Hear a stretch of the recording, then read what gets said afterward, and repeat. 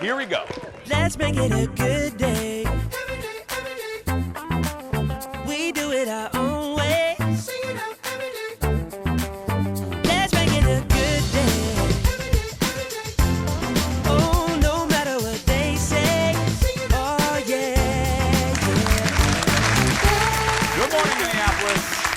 Good morning, St. Paul. Good morning, Seattle. Sticking with the big ones today.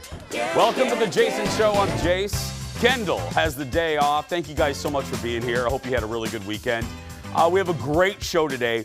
Do not, as they say, it's the ultimate TV cliche. Well, there's two of them.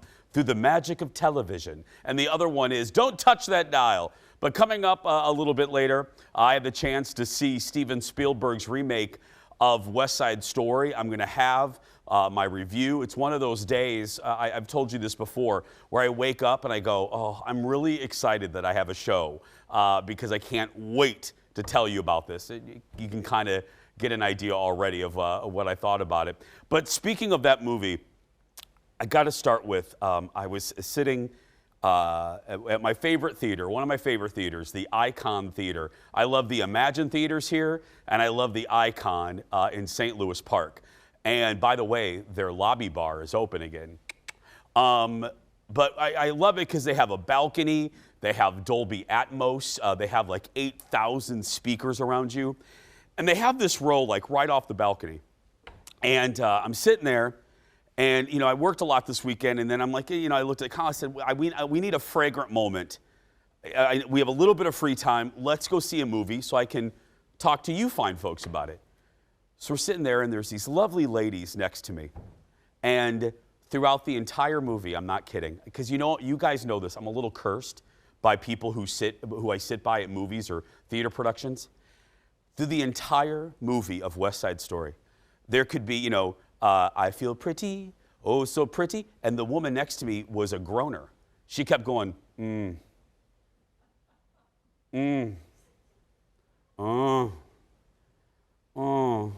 No matter the emotion of what was happening on screen, I'll just call her Ethel. Ethel had a moan for me. She had a groan. And I couldn't get mad at her because she looked as sweet as an apple pie, but she had a groan for every emotion. I don't care, and if it was happy, like I'll tell you about, you know, my favorite number, America. And, you know, in America, and she's over here going, And I'm sitting here like, why couldn't Colin have sat here? You know what I mean? Because Colin only heard her in the second half of the movie. Because her groaning got, I shouldn't say groaning, the little noises got louder and more pronounced as the motion picture went on. But I'm looking at her and I can't get mad at her. Because she was as cute as a speckled pup. So I just thought, okay, you know what? I'm gonna turn lemons into lemon pound cake. I'm just gonna act like Mr. Spielberg wanted the groans in there.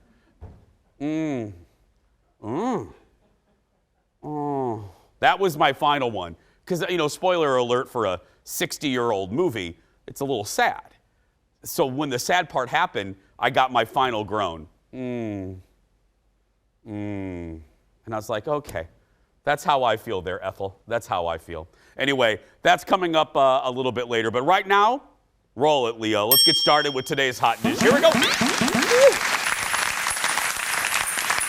So, Peloton is responding to a controversial scene in the premiere episode of And Just Like That, you know, the Sex and the City reboot.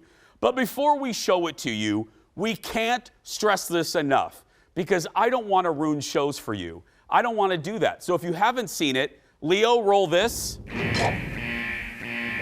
Spoiler alert. I do not want to ruin this show for you. You ready? Let's talk. Late last week, Peloton stock dropped 20% thanks to a rather unfortunate appearance in the new HBO Max show. Now Peloton's team, their PR team, is doing some fun damage control and enlisted the help of Mr. Big himself to right the ship. Look at this.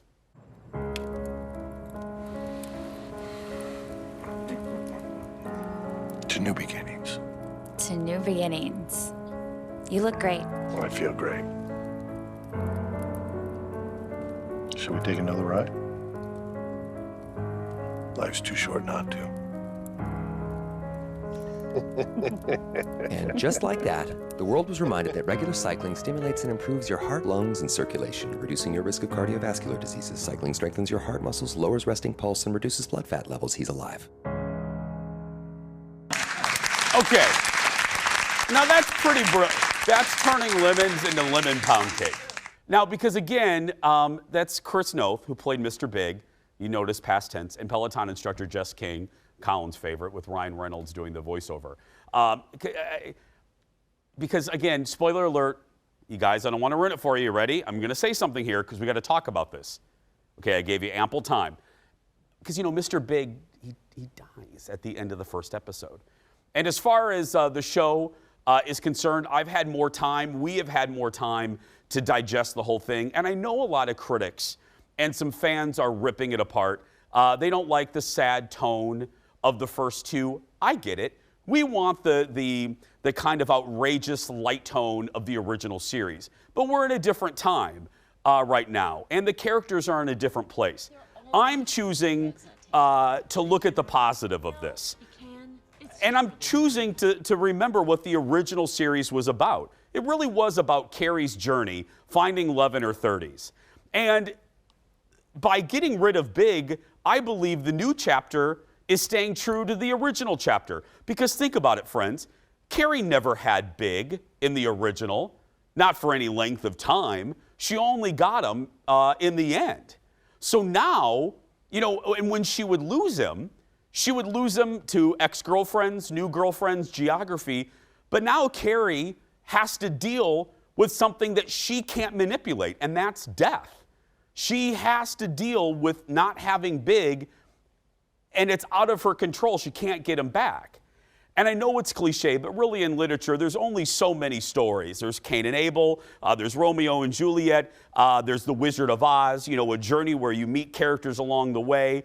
I believe what's exciting to me about Big leaving and are the opportunities for Carrie, because now the show can examine the age-old question, is it better to have loved and lost or to never have loved at all? And that's additionally exciting considering we're going to view this story through the prism, through the lens of a woman in her 50s. If the original Sex and the City was about finding love in your 30s, and that was challenging, how exciting dramatically is it going to be for a woman in her 50s in New York in a post-pandemic world to find love with YouTube and swiping left and swiping right, and you know what I mean? How is Carrie going to navigate that?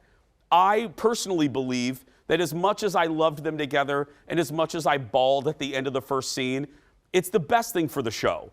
And also, people are judging the whole season by the first 2 episodes. What are you doing? Look at the season-long preview and then judge it when the whole show is done. Next in the dish, HBO has another reboot in the works. They're reportedly in the early stages of developing a follow-up to 6 Feet Under. No, don't you clap at that, Eric. So 6 Feet Under debuted in 2001, ran for 5 glorious seasons. If you don't know, it's a dark comedy that followed a family that runs a funeral home. It won like a bazillion Emmys and was praised for one of the best series finales ever. Let me tell you this. 6 Feet Under is in my top 5 shows of all time. The series finale is in my top 3 of all time. Mary Tyler Moore, MASH, 6 Feet Under, and then Cheers is up there too. This is why I'm a huge fan of the show, but this is what scares me. You can't improve on perfection. And if you're going to do a reboot, we already know, based on the series finale, how everyone winds up. So why are you going to touch it? Now, Alan Ball, the brilliant creator who created 6 Feet Under, is involved in the reboot. But if you're going to do a reboot, here's my suggestion. Leave the Fisher family in the past. Do 6 Feet Under at a new funeral home with a new family, with a new set of problems that comes from mortality, dealing with mortality as an occupation. That's exciting, but you can't approve on the Fishers. You can't approve on David. You can't approve on Mrs. Fisher. You can't. So don't try, because if you do it and you fail miserably, you're going to possibly tarnish the reputation of the original show, and I wouldn't want that. Because if you haven't started 6 Feet Under and you're looking for a good winter show to binge, this is the one to do it. It's probably as close to perfection as you're going to get in some of those episodes. So, dear Alan Ball and HBO, tread lightly. Please, please, tread lightly with your bottle of formaldehyde. Thank you. And I think if we check the records of the show, it's the first time I've ever said the word formaldehyde on here. Am I right on that, Ted, I think? Can we check the records of the show? I don't think I've ever said the word formaldehyde.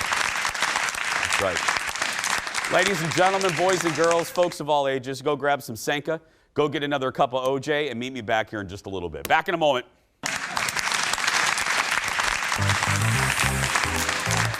The hot dish isn't over yet. Next, now that we're midway through the reboot of Dexter, how's it going?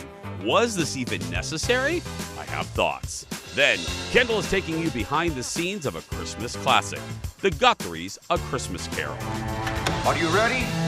And I feel pretty today. My review of Steven Spielberg's remake of West Side Story. Is this musical worth your time and money? I'll tell you when we come back.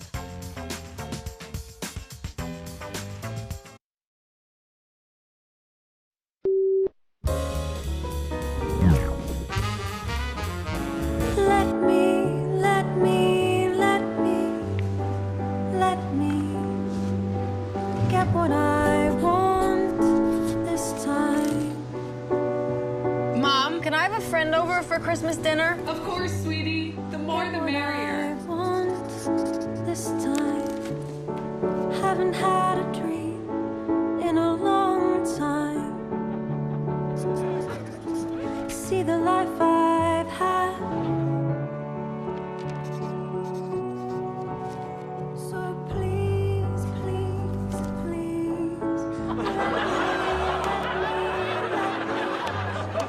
Let me get what I want this time.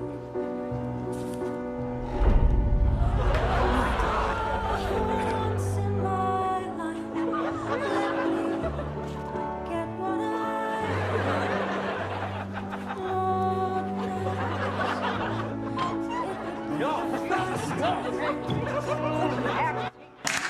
Oh, a late night rewind. Billie Eilish on SNL over the weekend. That was a good one.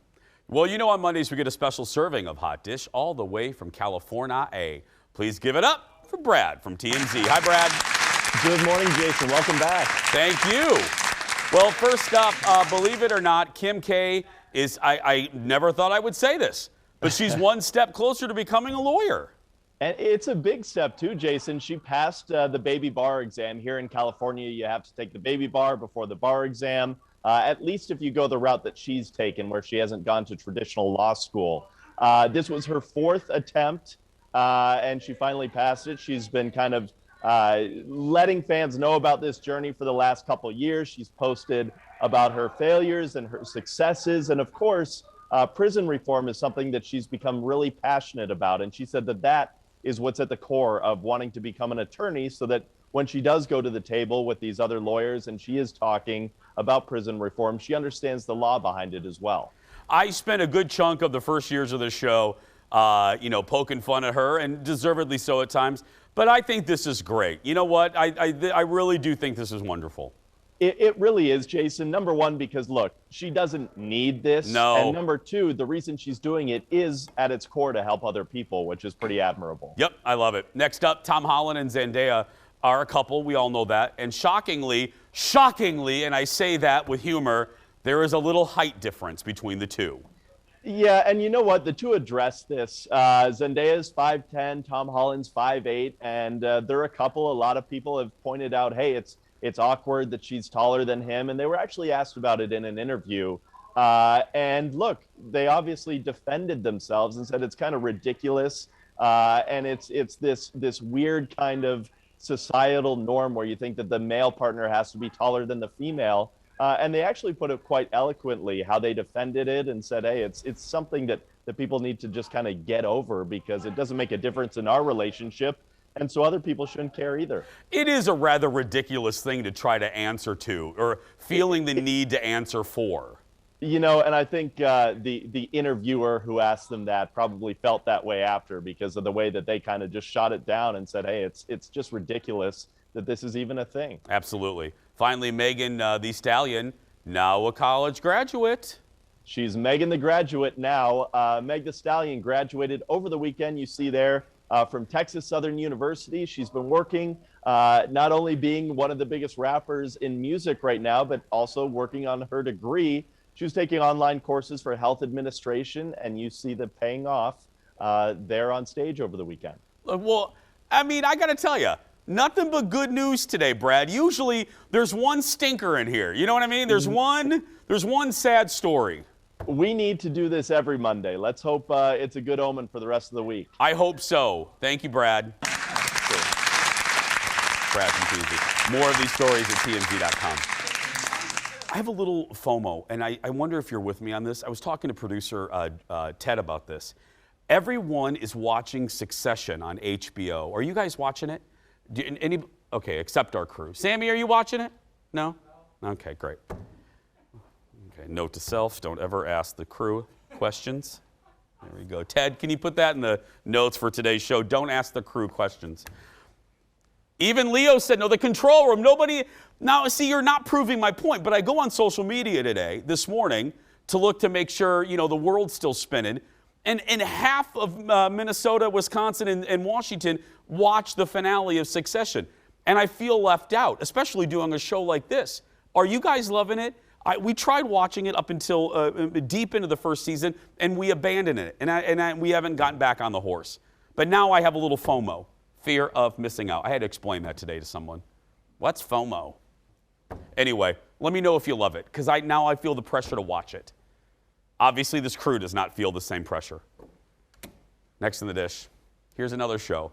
We're halfway through the new season of Dexter New Blood on Showtime, and I've had some time to process my feelings on it. Here's the deal. Again, just like I said about Sex and the City, I wanted to wait until we were deep to this season to give you my thoughts, because I think it's unfair, especially a show that I love as much as Dexter, to come on here and until I see the series all play out.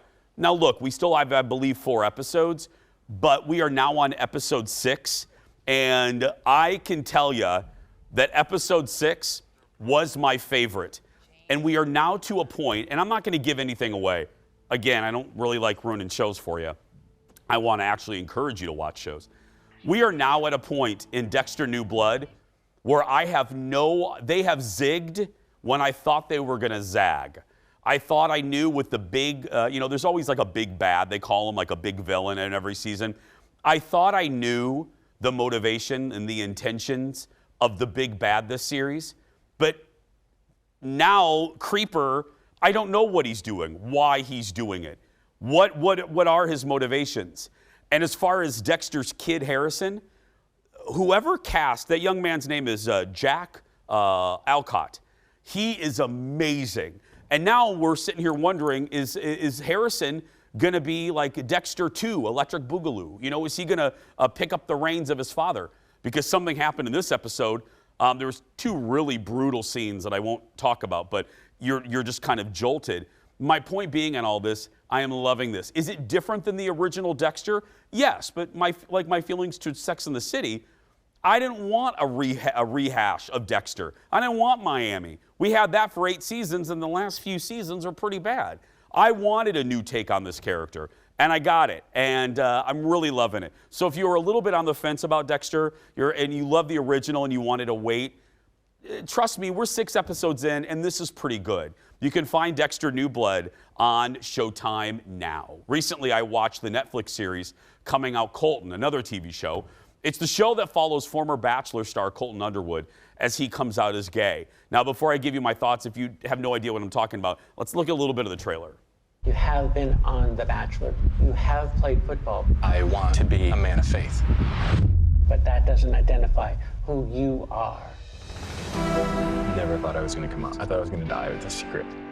The reason I'm coming out is because I'm ashamed and I'm sort of mortified of what got me to this position in the first place. I put poor were going through hell of my own insecurities. Guess he filed a restraining order against you. You went off the rails. I was starting to hurt other people outside of just myself. You want to sit down and apologize to make yourself feel better. The best thing you can do is face up to what you've done and find out who the hell you are. I only have one life. Something's got to change. The thought of even telling my dad makes me anxious and nervous. If you come out, you give him the opportunity to really know you. I backed myself into a corner running from who I am. I guess basically what I'm trying to tell you is I'm gay. Okay. I went into this kind of, and I'm being very honest here. I went into this with an eye roll. Okay, let's watch it so I can come on the show and rip on it for days. You know, kind of hate watching it. I feel a little bit, honestly, I feel a little bit different now. There are aspects of it where I'm still a little hate watching because look, the first couple episodes does Colton's story and the narrative No Favors. It basically feels like Colton is collecting famous gay friends, new ones. Oh, look, a famous gay man. Oh, look, he's collecting them like our editor Rob King used to collect Beanie Babies in the early 2000s. Oh, look, that's what it felt like. And I was hate watching it. However, there is something rather moving about watching the journey of, and I hate that word, but watching this guy come out, because obviously it's a much different story than I had. And I can relate to this in one way. I'm absolutely not an athlete. So that is fascinating to me, coming out in the environment of the NFL, coming out in the environment of high school and college football, telling your coach, which there was an interesting juxtaposition where I kind of changed how I felt about the show. First, when Colton came out to his father handled it with a lot of grace and a lot of love, very much how my own family handled it. My mother, I really never came out to my dad, but my mother, my friends. And then the juxtaposition when he came out to his coach, who means everything to him. And that scene was really difficult to watch because the coach basically had the mantra of, well, life's hard. Life's hard for all of us. But yet he wasn't hearing Colton that the culture that the coach accepted and in some times encouraged in the locker room was making Colton's life more difficult. So yes, life is hard for all of us, no matter your makeup, no matter your color, no matter your gender, no matter how you identify. But the coach really wasn't hearing what Colton was trying to say. Yes, life is hard, comma, but why? Why do you want to make it harder for some of your students? Colton was trying to make the point of, you don't know 100. You don't know 100% that the kids that you're coaching right now could be going through the same thing that Colton was going through. So why would any human want to make another human's experience more difficult? That's where I kind of turned the dial on the show and didn't hate watch it as much as I thought. Do I still think it's collecting like Beanie Babies? Yeah. But it does tell some stories that I'm glad are being told on Netflix. Okay, finally, by the way, coming out Colton, 6 episodes available now on Netflix. Okay, crew, you ready to open up some Christmas cards? Thank you. We're still collecting Christmas cards, and if you send us Christmas cards in exchange, you'll get one from us. So this one came in today, and he didn't have to go far. Ladies and gentlemen, look at this. It's Director Leo and his beautiful family. Now, you're probably thinking to yourself, Jason, why are you showing a staff's photo when we have all of these? Well, we haven't had a chance to go through all these. These just came in over the weekend. And my goodness, I'm really excited. So the team will go through these tonight, and we'll show some others tomorrow. But I'm just overwhelmed. This is great. So if you'd like to exchange Christmas cards, here's the address. 11358 Viking Drive, Eden Prairie. The zip is 55344. We'll be featuring cards on the show throughout Christmas. And this is the brainchild of our new president, Kim Jong-un. She loves this, and I love it too. It's great. We need happiness, and this is bringing us some cheer. Speaking of cheer, my review of West Side Story a little bit later, but next, Kendall is taking you inside the Guthrie's A Christmas Carol. Back in a moment, my friends. Don't go anywhere.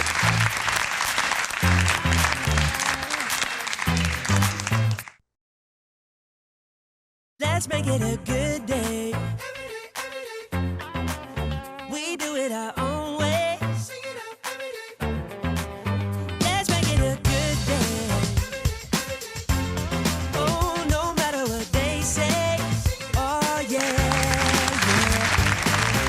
Welcome back, my friends.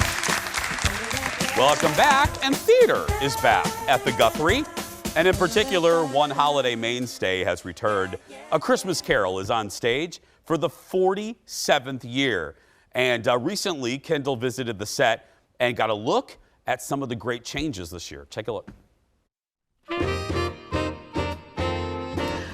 Okay, Theater Geek and me is really excited because I'm standing on the stage at the Guthrie, and then there's the Christmas Geek in me that's really excited because I'm talking about A Christmas Carol, and I'm talking about the Christmas Carol with the artistic director, Joe Hodge. Thank you so much for having us here. I know you're like incredibly out of your mind busy right now.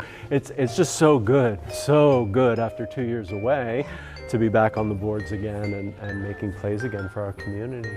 Well, this is like home to all of you. And so to be back and having everyone coming back in, what was that first meeting like where you all got to just be here and soak it in? You know, we lived to do this work, and to be forced to not do this work for a couple of years. I think there was just such a sense in the room of how grateful we all were to be back doing what we do. And so there's just a tremendous sense of joy in the room, in the making of the piece, just to be, you know, with this great story, of course, and this great Guthrie tradition, but just to be back in the room with artists again making a play has been magic. Fantastic. Yes, indeed. I remember coming to the old Guthrie and seeing the Christmas Carol. This year, this is the first time in 10 years that the set is redone, the costumes. Every so often, we want to refresh it. We want to make a new production. So it's new top to bottom. We have a new script.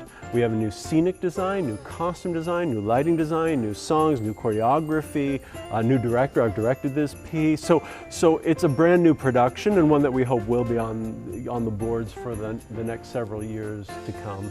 I have to imagine there are a lot of challenges, excitement with directing something that is iconic, but also some challenges. When you make something like A Christmas Carol, I think about, it's like James Taylor in concert. James Taylor can sing anything he wants to sing, any way he wants to sing it. When it's time to sing Fire and Rain, that thing better sound an awful lot like the first time you heard it on the radio. and this is the pressure when you make something like A Christmas Carol, right? There's a sense of expectation, and also no sense in making a new production if it's going to look exactly like the former production, right? So, you know, using some of the theater's latest technology, and that's moved on over the past 10 years, starting with a new team. I very much wanted a script, an adaptation that's very loyal to the Dickens, and also wanting to make something that's vibrant and beautiful for the 1,100 folks who come see it every night. We opened this play a few weeks ago, 637 days since our last opening night in this room. So, you know, for this holiday season, there's just so much to be grateful for, and the opportunity to come back with a big new production of Christmas Carol has been just a beautiful way to sort of re-enter. I love it. I'm excited to see this one because, as Kendall told you, every 4, 5, 6 years they redo it, and the last iteration I lived in the Twin Cities since '97, so I've seen my share of versions of this. The last one was a little lighter, and you know, some take on a darker tone, some take on more serious. I loved the set from the last one, so I'm really curious of how this one's going to be. If you haven't gone for a while, ticket information right here. Go to GuthrieTheater.org, and when you go see it, let us know what you think. We're going to take a break, friends. We'll be back right after this. Back in a moment.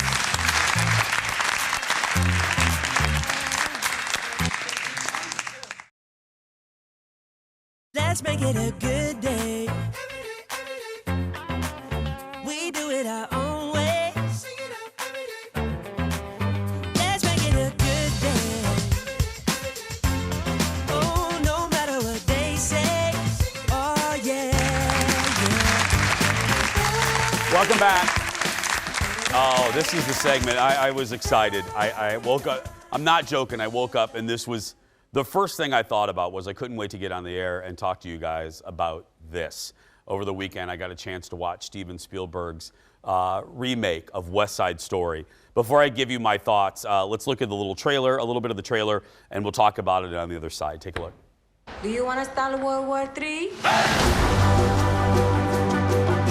You know, I wake up to everything I know either getting sold or wrecked or being taken over by people that I don't like. You keep away from him as long as you're in my house. I'm a grown-up now, Bernardo. I'm gonna think for myself. Tony, we need you if we're going to war.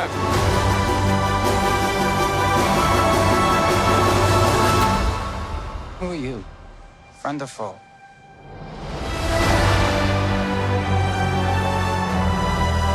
If you go with him, no one will ever forgive you.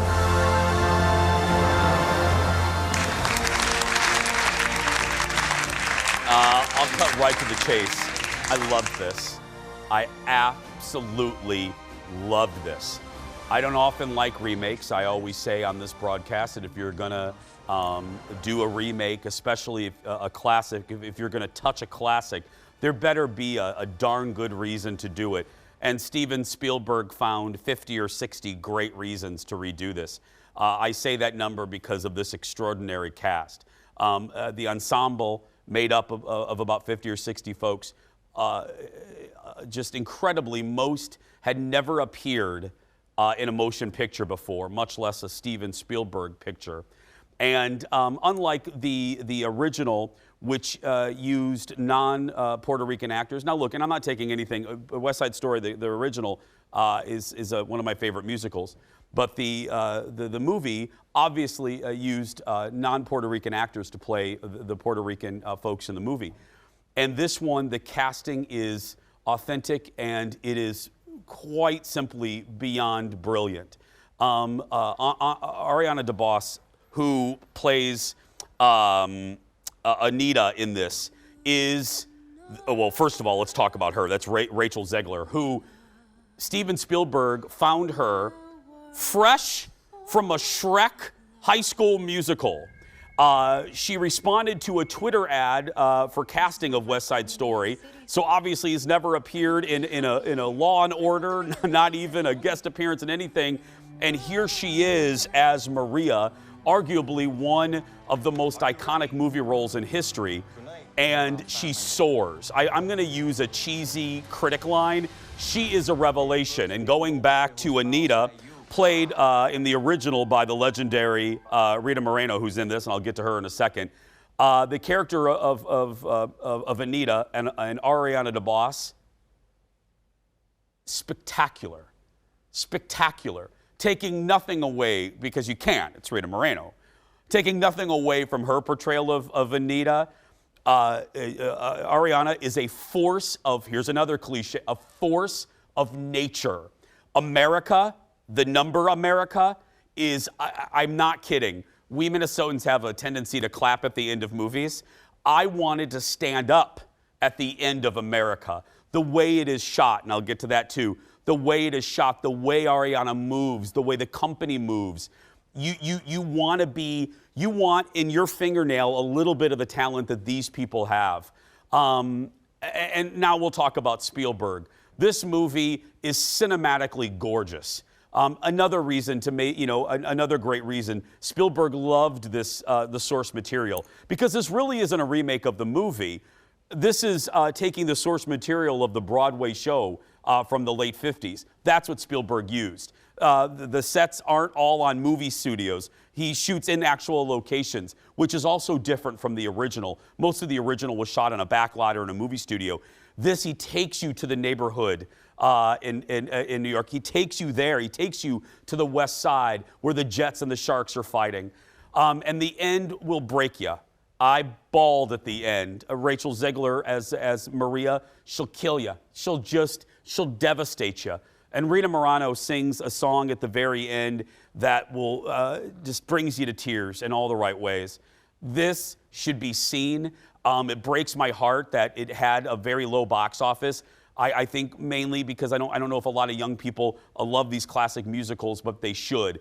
The audience that we saw it with, I think we would have stood up if we could. It's 2 hours and 30 minutes long, but it doesn't feel like 2:30. If I was grading Steven Spielberg movies, I would say Jaws, A Close Encounters of the Third Kind, Schindler's List, Saving Private Ryan, E.T., and West Side Story. This is just a triumph in every way a movie can be a triumph. Writing, songs, casting, cinematography, and directing. Take your family to this. It's a movie. And see it in a theater. If there's a movie that demands your presence in a movie theater, it's West Side Story. I loved it. I absolutely loved it. It's playing now, and it should get a heck of a bigger box office than what it got last weekend. We're going to take a break, my friends, when we come back from a big movie to a Christmas movie on the small screen. Another Christmas movie review when we return. Back after this.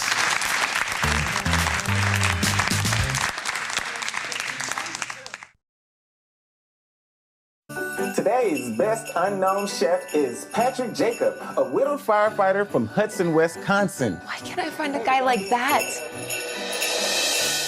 An early Christmas present, open it. A reservation for a bed and breakfast in Hudson? I wish this vacation would lead to a new life and love. Whoa, watch out! I'm sorry. I ran into Patrick. What did you say? I sort of blinked out. I am not going to go out with anyone who gave up everything to come here and meet me after seeing me on the show. Who in their right mind would do something like that? Oh, sorry. Let me help you with that. Oh, Angel Lady, I'm Patrick. Nice to meet you. Welcome back. Oh, from one quality movie to a movie. That's a clip from the new holiday movie, A Christmas Wish in Hudson. I'm not going to bust on this because it's Hudson. So I'm loving this because that's Hudson, Wisconsin. The movie debuted recently on the Roku channel. Who knew they had a channel? And features a lot of similar sites. So, of course, this movie made it, all of that made it a perfect pick for Producer Ted Reviews Christmas Movies.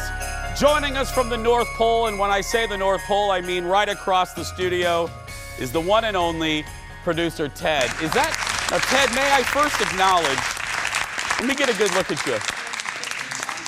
Is that a new ensemble you're wearing today, Ted? Maybe the combo might be different. May I give you, you look very nice. You go out, go see some folks, go to a meeting, don't waste that outfit on me. Make sure you go talk to folks. All right, I'll take it on the bus later. Okay, let's, A Christmas Wish in Hudson. Do you see a lot of Hudson in this? You do. You see all the great sights of Hudson. So if anyone has been to Hudson, it's right there on the river. Yeah. The St. Croix. Fantastic. So you get the Hudson sign. There's some downtown Hudson. Yeah, I think that's basically all of Hudson, right? So there's some Hudson there. They have great restaurants, great shops. We've spotlighted a few. So what was the plot about? So you've got the guy is a firefighter from Hudson, Wisconsin. And by the way, if you are making a movie in Hudson, Wisconsin, make sure your talent says Wisconsin, not Wesconsin. There's a difference, and us Wisconsinites get very angry at that. They said that, Ted? They said it in the movie, Wisconsin. Did you write an angry email? Let's just say in the overall grade, it hurts them. Okay. So yeah, continue, please. Okay, so you got a firefighter who's apparently a secret chef. So he goes on this HGTV type TV show to prepare his dish, which was like beef stew. So apparently he's got a very good beef stew. Okay. And then all these women are watching this show, so then they flock to Hudson, Wisconsin, because they want to meet this firefighter. So he's got women just all over Hudson following his every move, and it's driving him nuts. Well, one of the women from Minneapolis, and when she goes from Minneapolis to Hudson, it's like she's driving through the mountains. I'm like, I don't know how far they think Minneapolis is from Hudson, but she's like driving around corners with like huge mountains, and I'm like, okay, give me a break. Yeah. So for the good people in Seattle that are watching, please note that's a lie. We don't have mountains here. We don't. Yeah, it doesn't take that long. No, it's just down 94. I mean, for heaven's sake. So, so she goes to town. They have a few chance encounters, yada, yada, yada. Ted, let me ask you, because you review all of these. Ted spends most of his free time. Hours watching these movies. You know that Hallmark has a certain look to it. Yeah. You know that Lifetime has a certain look to them. You know now Netflix is in the game. Yeah. CBS is in the game now. How does the Roku Christmas movie, how does this look? Does it look like photographer Eric shot it in his free time? Or what's the quality here? No. You know, so yeah, you would say Netflix, right? You would go Netflix, Hallmark, Lifetime, for photographer Eric up in here. Okay. Don't want to forget him. Yeah. My Home Videos. Yeah. Christmas Listing in Hudson, Roku channel. Yeek. And these are the same people who put me in their movie last year, so this is hard for me. I know. This is proof. This is proof that we tell folks the truth. Just because they're friends of ours, Ted, we got to tell the people the truth. Yeah. Okay. I gotta point this out. Okay, go ahead. So the firefighter goes on his first date. Yes. With one of these women who flocked to the town. Okay. And they have he and the lady have nothing in common, but he is. I think the point was to make her seem unlikable, but he was totally unlikable. I'm like, get this firefighter out of here. I want to know more about this other lady. Yeah. Okay. Well, should we go through the checklist, my friend, even though this is a Roku production? Let's do it. So if you guys don't know, Ted's been doing this since God was in diapers. So we have a checklist that we go through, and we check it twice to make sure that this is really a real Christmas original movie, because all of these have certain traits. Are you ready, Ted? I'm ready. Number 1, did it feature a big city girl and small town guy, or the reverse of that? She was from Minneapolis. He's from Hudson. So yeah, check. Okay. Did they kiss in a gazebo or town square? Well, they kissed in the firehouse. And by kiss, I mean like they made out for like 5 minutes. I think that's illegal in Hudson. Yeah, some sort of check. Did they make cookies together? Yes, check. Okay. And new this year, you know, we try to add a new one every year, Ted. Did they make snow angels together? They did. In fact, he ran through her snow angel and she was very upset. And that's how they first met. Now, can we add I've added one, my personal one. Was there an unexpected pratfall? Like 8 different times. Okay. I'm like, how many times can these people just run into each other without making out? And again, that's illegal in Hudson. Ted, everybody, the wonderful Ted Johnson. Oh, the rating. Oh, wait, Leo just told me. You got to get the rating. What's the rating? Thank you, Leo. Put it up, Leo. Yeah, so we're gonna give it credit for being shot here, but that's about it. 1.5. Ooh, okay. Ted Johnson, everyone. We'll be back right after this.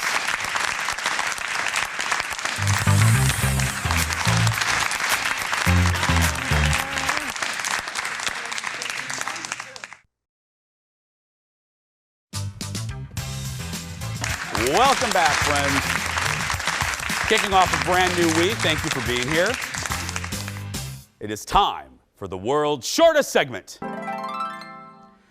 This one's a personal one. I hope you will oblige me for a minute. Happy birthday to our fearless leader. Today, executive producer Jeff is a year older and a year wiser. These are some pictures throughout the years.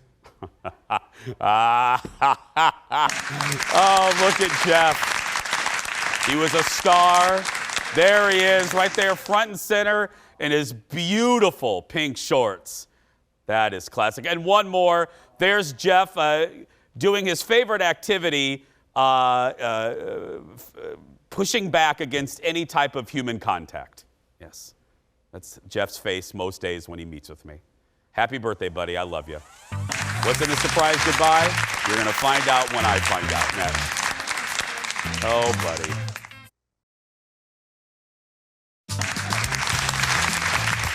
We're so glad you're here, my friends. Welcome back to the show. You know what the surprise ending is today? The surprise is we're out of time.